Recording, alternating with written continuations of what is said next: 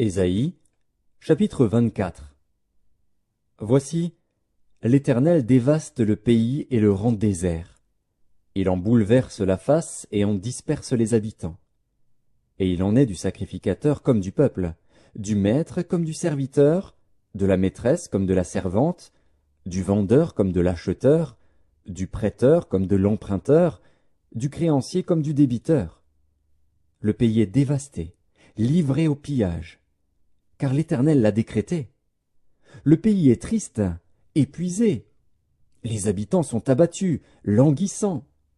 Les chefs du peuple sont sans force.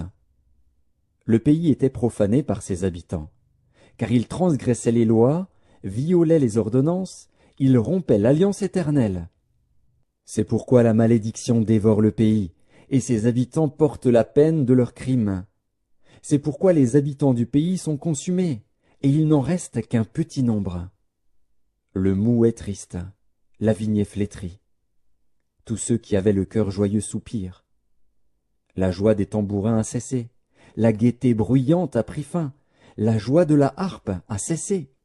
On ne boit plus de vin en chantant. Les liqueurs fortes sont amères aux buveurs. La ville déserte est en ruine. Toutes les maisons sont fermées. On n'y entre plus. On crie dans les rues parce que le vin manque. Toute réjouissance a disparu. L'allégresse est bannie du pays. La dévastation est restée dans la ville, et les portes abattues sont en ruine. Car il en est dans le pays, au milieu des peuples, comme quand on secoue l'olivier, comme quand on grappille après la vendange. Ils élèvent leur voix, ils poussent des cris d'allégresse. Des bords de la mer, ils célèbrent la majesté de l'Éternel. Glorifiez donc l'Éternel dans les lieux où brille la lumière, le nom de l'Éternel, Dieu d'Israël, dans les îles de la mer. De l'extrémité de la terre nous entendons chanter « Gloire au juste !»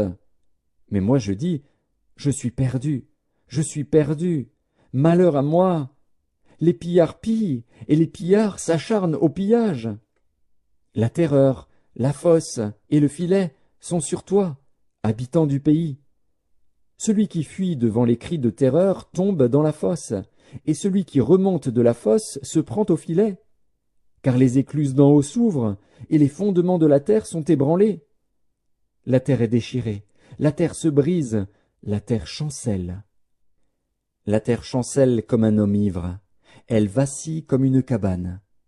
Son péché pèse sur elle, elle tombe et ne se relève plus.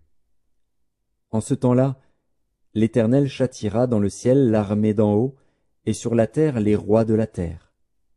Ils seront assemblés captifs dans une prison, ils seront enfermés dans des cachots, et, après un grand nombre de jours, ils seront châtiés.